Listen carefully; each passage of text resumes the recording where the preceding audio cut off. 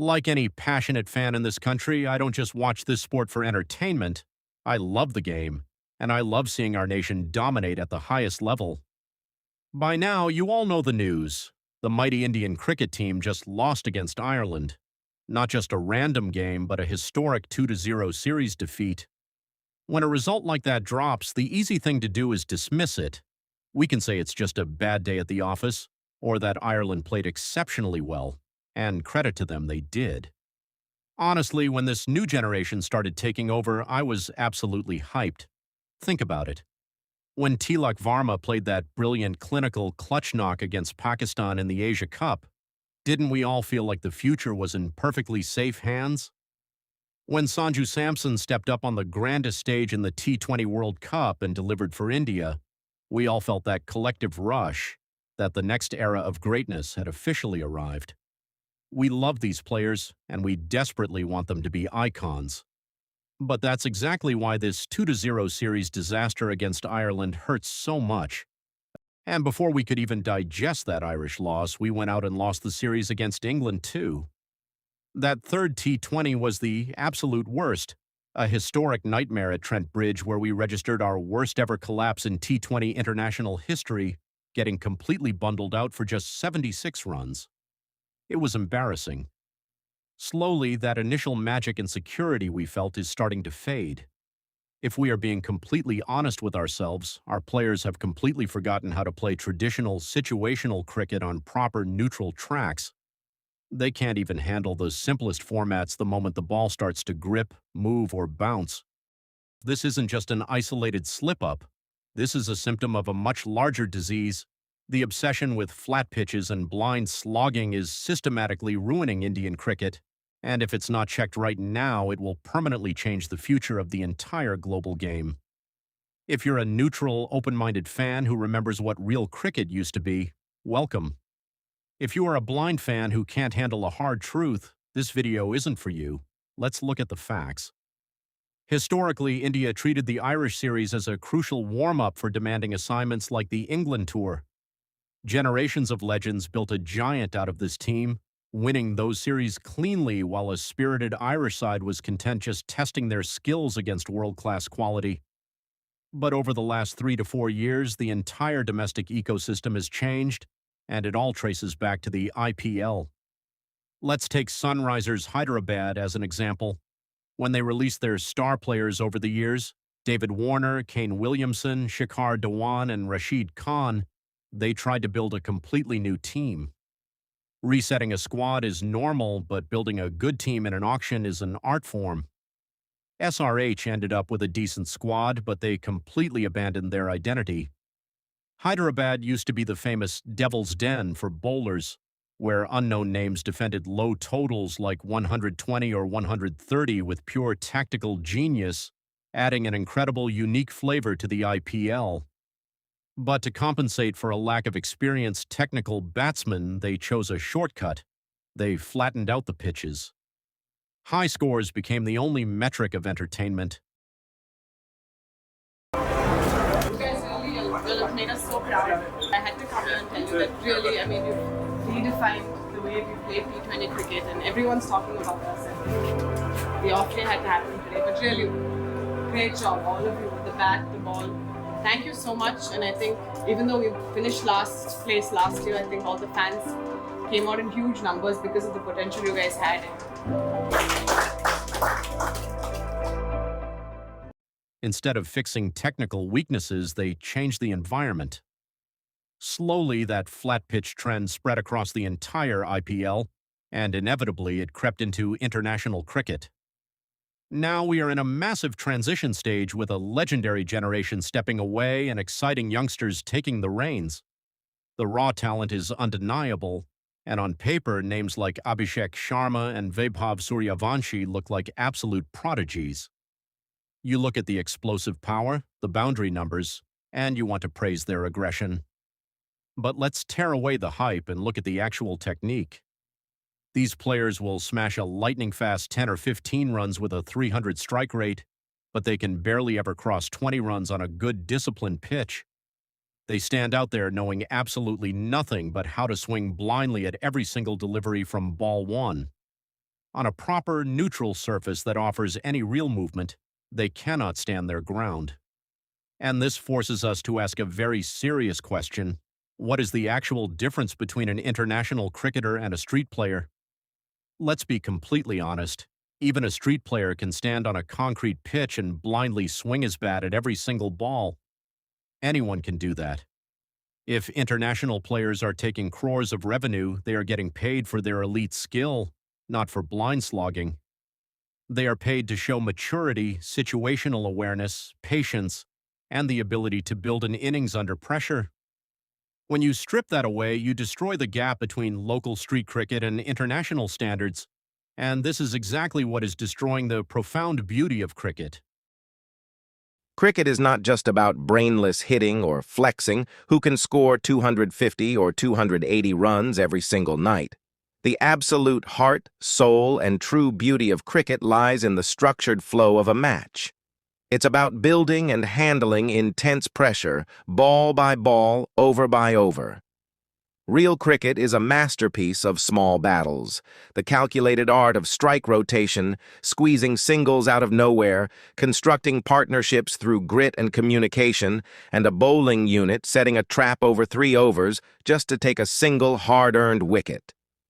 Every single dot ball used to mean something. It was a psychological knot tightening around the batting side, building a beautiful, suffocating drama that kept you on the absolute edge of your seat. That chess match is where the interest lives.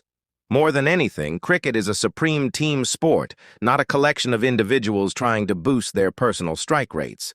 True greatness comes from constructive, tactical gameplay. It is about understanding your role in the bigger picture. When you are out there in a tough situation, it is about building an innings, shielding your tailenders, executing smart strike rotation to protect them, and sacrificing your own ego for the sake of a partnership. When you turn cricket into a blind slogging contest, you kill teamwork. You turn it into a selfish game where every individual is just swinging for themselves, ignoring the collective effort required to steady a collapsing ship. Think about the high-octane historic games that we will remember for the rest of our lives. Look at India versus Pakistan at the MCG in 2022. India was chasing 160, not 260, and was reeling at 31 for 4. It required a masterclass of tactical pacing, absorbing immense pressure, and calculated partnership building before Virat Kohli executed those 2 iconic, legendary sixes against Haris Rauf. Look at the 2019 IPL final between MI and CSK. Mumbai Indians posted a below-par 149. It wasn't a flat concrete highway. It was a gritty, high-stakes battlefield where every single dot ball built immense pressure, leading to Lasith Malinga defending 2 runs off the final delivery to win by just 1 run. Those are the games that make you fall in love with cricket.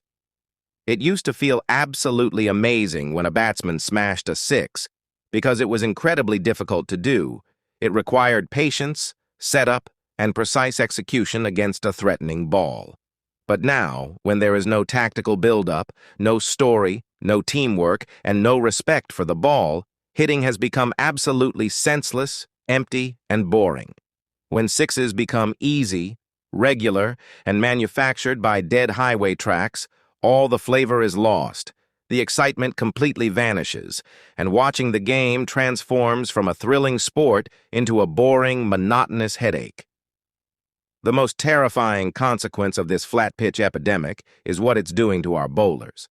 We look at the premier T20 tournament in the world, and the top 5 contenders for the purple cap are regularly leaking runs at an economy rate over 10. Has the actual standard of world-class bowling suddenly fallen that bad? Absolutely not.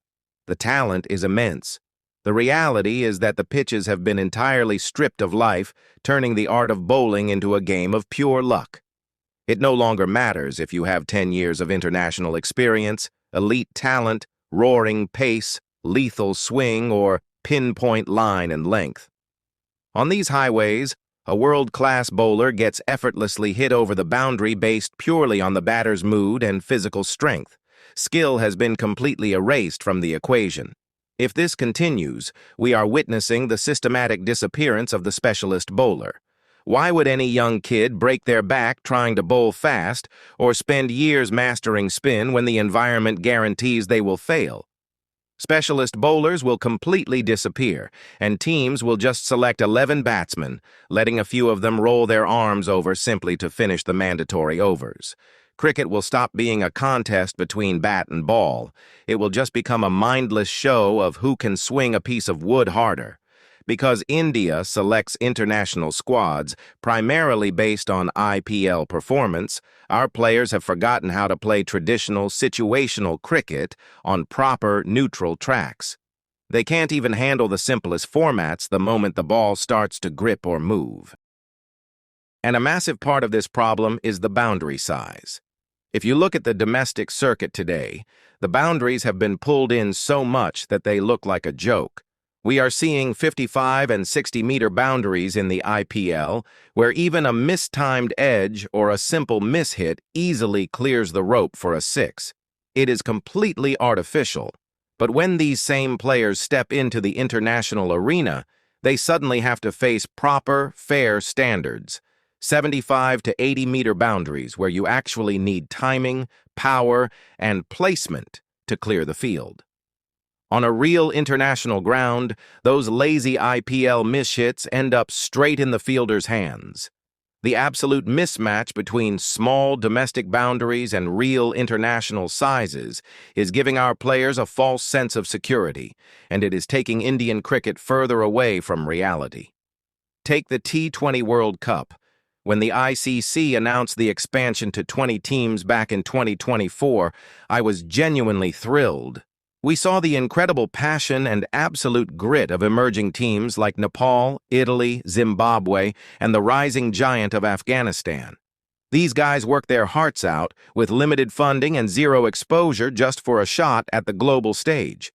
But the corporate realities of cricket mean that global tournaments rely entirely on the financial engine of the Indian market to survive.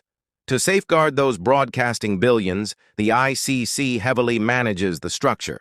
They ensure India reaches the Super 8s by protecting group fixtures, and they lock in the Pakistan matchup because it generates more money than a World Cup final between any other two teams.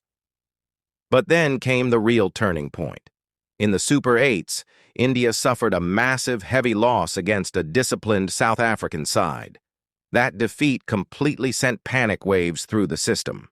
The ICC knew that if India got knocked out before the semifinals or final, global broadcasting revenues, advertisements, and massive sponsorships would completely collapse.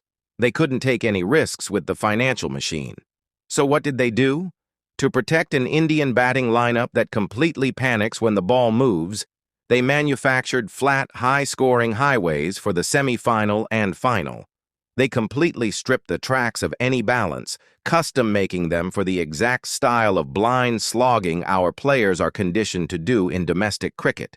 And if you want proof of how rigged this became, just look at our star kid, Abhishek Sharma. In the group stages on proper cricket pitches where you actually need technique, he absolutely melted under the pressure and bagged a record-breaking hat trick of ducks against lower-ranked teams. He literally could not buy a run because he only knows how to play on flat highways. But then, the moment India reaches the final on a custom-made concrete track, suddenly he is in the form of his life. He comes straight off 3 consecutive ducks and suddenly scores a blistering 50 with a 250-plus strike rate. That is something even the most in-form batsman in the world struggles to do naturally. How does a player go from looking completely clueless against minnows to looking like a legendary destroyer against New Zealand? The answer is simple. The pitch offered zero reward for bowling strategy or patience. It was a manufactured stage, don't get me wrong. Clutch moments from Bumrah and Hardik Pandya against England were world-class. But we have to look past the trophy and see how the ecosystem acts as a financial safety net. Look, we all understand that sports require money to run. Nobody is denying that. But there has to be a line drawn somewhere. If you want massive cash flows, go fix the leagues, milk the domestic tournaments, get as many sponsors as you want, put logos all over the kits until the actual jersey completely disappears under them if you have to. We don't care about that. But please, don't ruin the emotions or the legacy of the World Cup for money. The World Cup is historic. It represents history, legacy, and pure merit. For associate nations, it's a lifelong dream. For fans, it's pure emotion. When you turn the pinnacle of international cricket into a manufactured money-making machine to protect a batting lineup that can only survive on flat tracks, you aren't just altering a pitch. You are ruining the soul of the sport for a paycheck. Winning trophies feels amazing, but India should dominate because our technique, teamwork, and tactical depth are genuinely miles ahead, not because the global ecosystem acts as a financial safety net. If we continue down this path of manufacturing flat-track entertainment over real competitive sport, Indian cricket is going to lose its core identity. I want to know what you think, completely honestly. Are we sacrificing the technical beauty of cricket for quick entertainment, or do you think this is just where the modern game is headed? Let's talk about it in the comments below. Take care, and I'll see you in the next video.